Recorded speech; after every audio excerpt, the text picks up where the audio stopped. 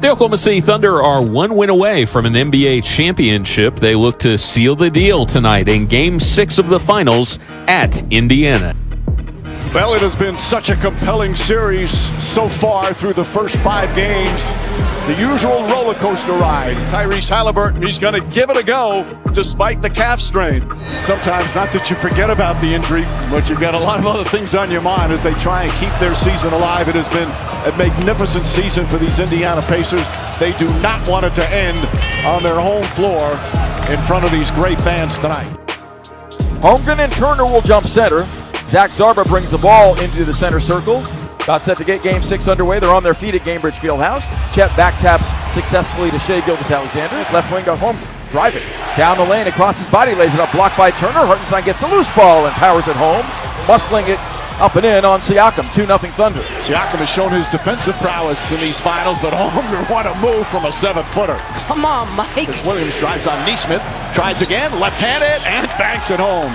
That lethal left from Jalen Williams time and time again. Oh, a spin move and a slam.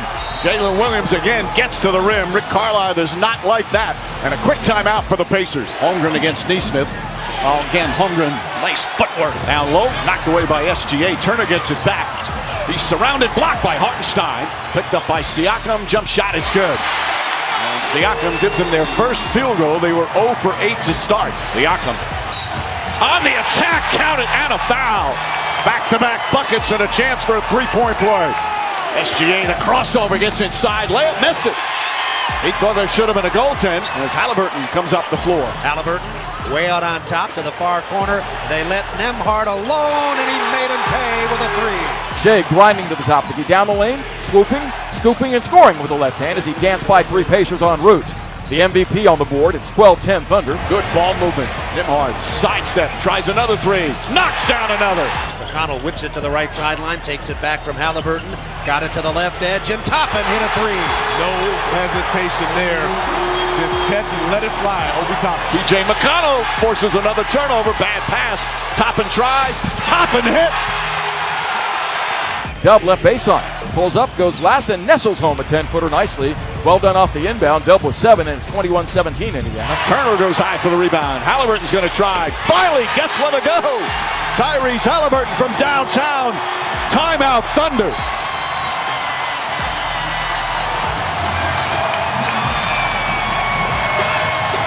Wiggins walks into a 3. Got it.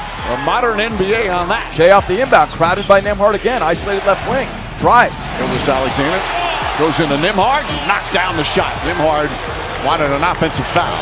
Mathurin guarding SGA. 6 seconds. Splits the defense. Gets into the paint. Sidestep. Banker got it with 1.9 remaining. Methodical, perfect move. And that will end the first. Shai wearing the white headband and white sleeve on his right arm. Dashing right on Mathurin, crosses him over, snaking left, steps back, fires, 13-foot jump, on the way, rips the court. 7 straight Shai points. He's got 9 now, and the Thunder battle back from 9 down to within 1. McConnell spins to the goal beautifully and lays it in with the right hand. When he's on the court, he's in charge. Gets into the paint again, pulls up, jump shot, got it again. McConnell, 4 points, couple of assists off the bench. SGA at the elbow, loves that spot. Oh, beautiful fake, jump shot, got it. He's got their last 9 points. Williams a hesitation, nice fake again. Siphons inside, pump fakes, Turner spins, and lays it in. Oh, what a move by Jalen Williams. And Rick Carlisle quickly calls timeout. And the Thunder are back within 1. As TJ McConnell gets into the paint. Kenrich Williams chasing him. Now pull-up jump shot is good. McConnell saw Wallace turn his head and knocks down another jumper. TJ tenacity here in the first half. He's already got 8 points. Halliburton has it. A 3 from the left edge. Step back, 3-pointer. It's good. His second 3-pointer of the game. And the lead back up to 6. Nesmith a 3. Puts it in. This is the largest lead of the finals for the Pacers. Halliburton the steal. Here comes Halliburton. Siakam. Nesmith. Corner 3. Bang!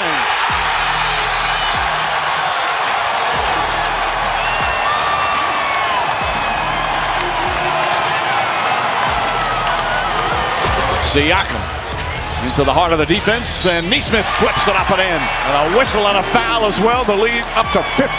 Just under 3.5 remaining in the second. Jalen Williams trying to get untracked. Layup is good. Nembhard Hit some threes early, drives, layup, got it with Holmgren right behind him. SGA baseline.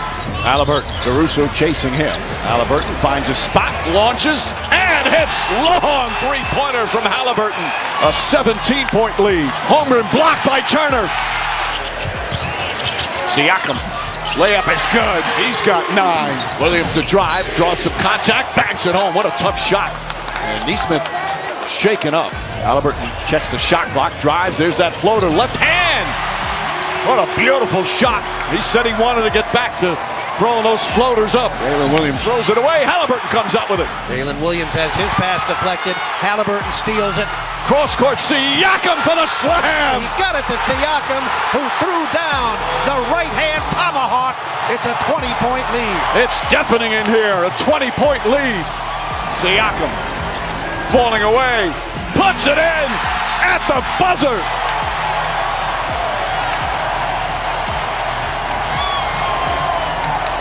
Facing elimination, the Indiana Pacers with a dominant first half. Halliburton, Holmgren guarding him. Halliburton ducks under, give and go. Halliburton, bang shot's good. Somebody gets on the board. A 24-point lead. Again, just great team basketball. Beautiful pass, Turner. They are dismantling OKC. Shepherd running the floor, layup. Back-to-back easy buckets. Mark Daigneault can't be happy with that. This is a bludgeoning here in Game 6. Gilgeous-Alexander, Hartenstein, and the drought ends, but the deficit's still 26. McConnell gets inside. Obi Toppin off the bench, knocks another three. That's his third of the game. He's in double figures. Isaiah Joe knocks down the three. Williams to SGA. Gets to his spot, jump shot, count it, and a foul. So slowly chipping away. Nembhard launches his three-pointer. It's good. Drew Nembhard, his third three-pointer. Now has 15. Nembhard thought about it. Shot clock at 4. He's going to have to put one up. Nope. Gets it to Siakam. His three. Got it. 9 straight points. Has the lead right back up to 27. Top on the fake. Top on the three. Puts it in. Exclamation points from Obi Toppin here in the third. Rebound punched outside. Got it, Nembhard. Shepherd just gets it off. It's good!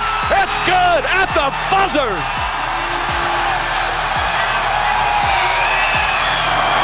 A 30-point lead facing elimination. McConnell in the lane, down near the dotted half, and that's where he lives. He's got 10. McConnell in business, moving it left to right, drives it hard to the right baseline, pulls up from there. McConnell just adding to his magnificent finals performances. Wiggins deflected by T.J. McConnell, forcing yet another turnover. Siakam, Mathurin. They just keep pouring it on. Well, the Pacers fell behind 10-2, but since that mark, complete destruction to keep their season alive here in Game 6. And will force the Game 7. Still have 5:44 remaining. This environment the last couple of games has not been a friendly confine for Mr. Shai Gilgeous-Alexander. Better keeping him from splitting those double teams out front. Not lacking for pressure all night. Not lacking for company. If he got his shoulders by, that second defender swarmed in help. Pickup points a little bit lower. Double team. And he casually makes a left-handed pass. It's been a long night for his team and himself. Phree to Toppin. Jones staying in front of him. Toppin wants to get a shot off and does. Obi Toppin. 18 points, 5 rebounds. Toppin again. A 20-point game. Up top, Bryant. He'll try his luck from three-point range, and his luck is good. Thomas Bryant knocks down a three. The magic carpet ride for the Pacers is not over. They'll play for an NBA title on Sunday night in Game 7. And it will be Oklahoma City's turn to respond. Tyrese, you guys were facing elimination and respond with a beatdown. Just what does that say about this team? Yeah, we just wanted to protect home court. You know, we didn't want to see these guys celebrate a championship on our home floor, backs against the wall, and we just responded. So many different guys chip in. Total team effort, really proud of this group. Coming into the game, there were so many questions about your health and that calf strain. Just how were you able to just battle through it tonight? It's the finals. It's the finals. Like, you know, all of us got to give everything we have. You know, I give everything I have for this group in this locker room. So just trying to come out here and play the best of my ability. my guys have had my back all year, and especially tonight, and that means the world to me. You look like yourself. Just how does the leg feel? It's okay. It's okay. Got a couple days now to take care of it, get it right, and be ready. You know, we got one game. You know, all cards on the table. It's gonna be a lot of fun. Describe the impact that TJ McConnell had on this game. Yeah, he's unbelievable, man. He's unbelievable. I don't even have the words. He's a great white hope. You know, that's what we call him. But he's just amazing. Continues to get downhill, put pressure on the defense, and man, he's unbelievable. Game 7. How do you now go on the road where OKC has been so strong, especially coming off of a loss? Yeah. How do you go there on the road and get into its first NBA championship? Yeah, it's about the margins. Like, it's about taking care of the ball and rebounding. Those are the most important things. You know, you got to control the controllables and let the cards fall where they may. You know, it's a one-game series now, and man, we believe. You know, we got a lot of faith in this group. So take care of our bodies, get ready, and Game 7 NBA Finals. What more can you ask for? Nothing else. We'll see you on Sunday. Yeah, appreciate it. First question over here on the front on a fifth seat. There you go. James Boyd, The Athletic. Obi, can you explain what it's like to play with TJ McConnell? He gets the steal there in the first quarter. You hit the three. You hit a couple more after that, but just that moment to kind of, you know, get you all back on track. It's no surprise what TJ does out there. Every time he comes into the game, crowd loves him, and he feeds off of that. He had a great start to the game, and it got us going, brought juice into the game, energy into the game, and it's been like that the whole game. So I feel like he was a big part of this win today. Rohan, fourth. Rohan Notker, NBC News. Obi, after Game 5, the first thing Coach Carlisle wanted to talk about was turnovers, and you know, you guys reduced so significantly tonight. Is there anything you guys saw on film the last couple of days, or any adjustments you feel like you made in that area to reduce the number of turnovers tonight? Yeah, like you just said, we just watched film, and it tells us what we do. They don't put too many good clips up on the film, but like you said, we just watched film and knew we had to be better today. So back row on the left. Obi, Minor Castillo desde la cancha. What adjustments tonight do you think make the biggest difference to force the Game 7? Just came in here with the energy we needed. We had the amazing crowd, amazing fans, best fans in the world, who helped us do it throughout this whole game. And we just went out there and did what we had to do to get the win. Standing on the left. How you doing? Adeshina Koiki, a lot of sports talk. Congratulations. Yes, sir, thank you. A few years ago, you had a chance to, in a way, play for a championship, at least get into the NCAA tournament with a special Dayton Flyers team, and that got taken away from you because of COVID. Are there similarities between that special team in 2020 and this team right now? And take me through your emotions as you're getting ready to play for a championship, knowing that just a few years ago you had a special team and never got that chance. Yeah, that 2020 Dayton year was definitely upsetting because we didn't get to the tournament. But we don't know what could have happened that whole tournament. I felt like we would have won if we played. But to have this opportunity playing at the highest stage, just finished Game 6 in the NBA Finals and going on to Game 7. There's not a lot of Game 7s that happen, so to have this opportunity to play in the Game 7 with this amazing team is a blessing, and wouldn't want to do it with any other team. So, other than the 2020 Dayton Flyers, yes. A second row straight ahead. Valencia King, Real Talk Sports, thank you for your time. You mentioned not wanting to battle it out with any other team than that team or this one, of course. How would you describe the character of this team, and even outside of the game of basketball, how this group of guys helped you, even outside of the game? Oh, yeah, we're just super resilient, and we're hungry. We got a taste of what the Eastern Conference Finals was last year, but we knew we could get back to the Eastern Conference Finals and to the finals this year.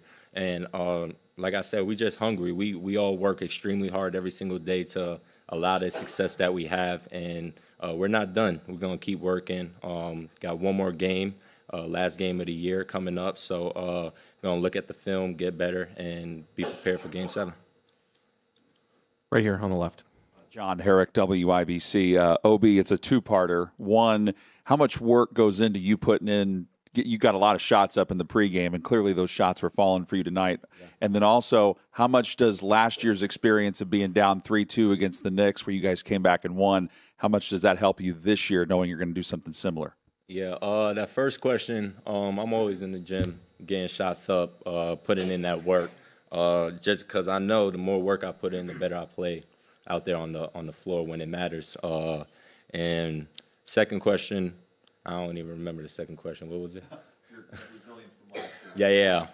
Yeah, facts. I mean, we had to go back to New York for Game 7 last year and got the job done. But like I said, we just a hungry team, and everybody wants to win. But I feel like we wanted more. Like we want to go out there and show the world we won't get as much love as everybody else in this NBA world. So we just try to go out there and do it for everybody within this circle, and that's why we love each other and have so much success. So front row in the center.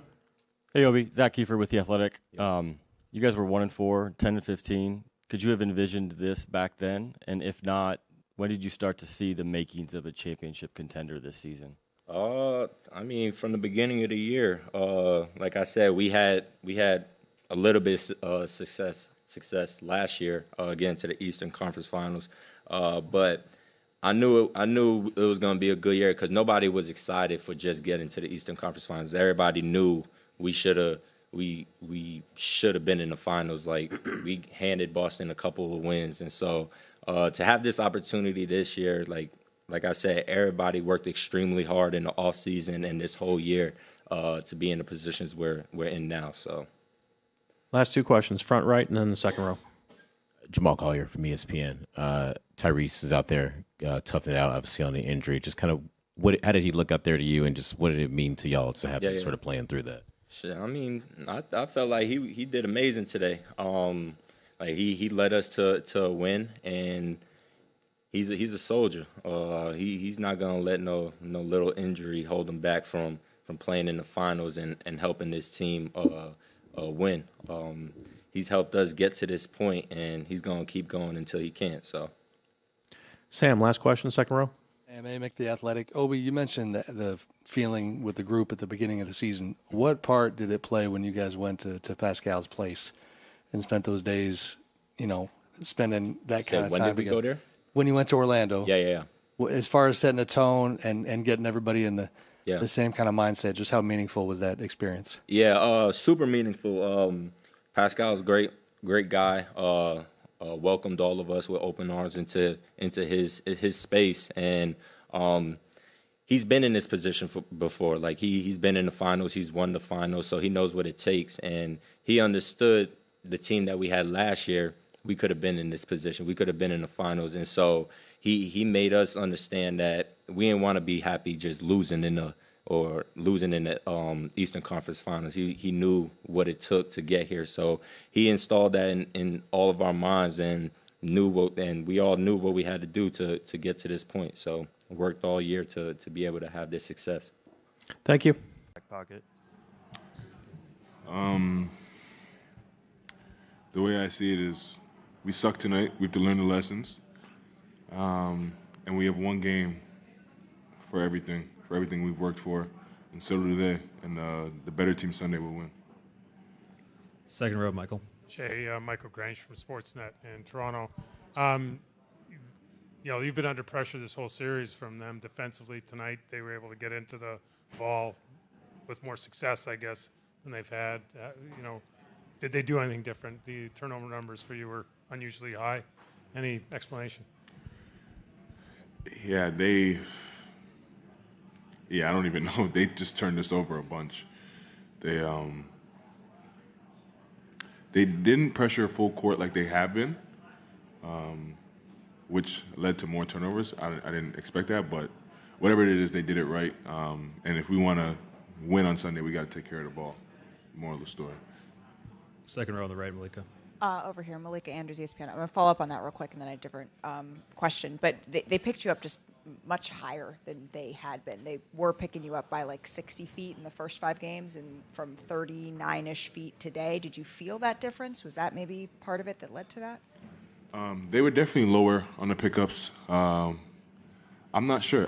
Like some of them, I think was just like carelessness and not being focused, not being as engaged. They played harder than us tonight as well, and when a team plays harder, they usually turn the other team over. So it's probably a combination of multiple things. The NBA Finals versus the second round, but this series has so many similarities to the Denver series. The other team goes up 2-1. This sort of Game 6 letdown. Can you learn anything from your punch back there that you can apply here? Yeah, I think the way we felt in that series was it's a 3-3 series, 0-0. You have one game to advance, and the better team will win. And I think it's the exact same thing. Everything that's happened in the series, you try to learn from, and you try to put it all together for one night and see where it takes you. Third row, Tim. Jay, did you guys, you individually, did you feel the weight of the chance to clinch a championship tonight? Definitely in the back of our minds, for sure. Now, we didn't play like it at all, and that's why the night went the way it did. We got exactly what we deserved, what we earned, and we have to own that. Mark Spears, ESPN Landscape. Shea, you played in one and out NCAA tournament games, Olympics. What is this like? Can that time help you at all, learning from that, and also being who you are? Do you feel like you have to put a cape on to ensure the championship? Yeah, all those experiences help me for sure. The like one and done experiences, do or die games. There's lessons from every game, but those games in particular for sure are going to help. And I don't feel like I have to do anything other than just be the best version of myself. And I think that goes for everyone else in the room. We just have to bring what we bring to the table, what we've brought to the table all year, and bring it at our best come Sunday. First row here, Jenny. Hey, Shay. Jenny Carlson with the Oklahoman. Take me onto that bench in the fourth quarter. You haven't sat a lot of fourth quarters in situations like tonight where you guys are losing. What's sort of going through your mind, and how does that time you're on the bench in the fourth go, just mentally how you're processing things? Thinking about what you could have did better or what I could have did better tonight. Also, like, watching the group on the floor was impressive. They were great. They haven't played all series, and then they go out there and play as hard as they did. It was inspiring, and they were really good tonight. Kind of taught me a lesson. And then just trying to do everything I can learn from to get ready for the next game. First question here, right here on the right, Joel. Joel Energy with Oklahoma. And Shay, a little bit of a two-parter. I think the broadcast caught you saying that Sunday's for all the marbles. I wonder how you're viewing this opportunity and sort of the weight of it. It's one game for everything you ever dreamed of. If you win it, you get everything. If you lose it, you get nothing. And it's that simple. Are you sensing any differences in the difficulty of closing out a finals versus closing out any other playoff series? No, I see it as the same thing. Like, in round two, if we had lost, I would have been just as disappointed. We would have went home and our season would have been over. And if we lose, the season's over in the wrong way. So either way, I would have been extremely disappointed. So I don't think it's much different. Thank you.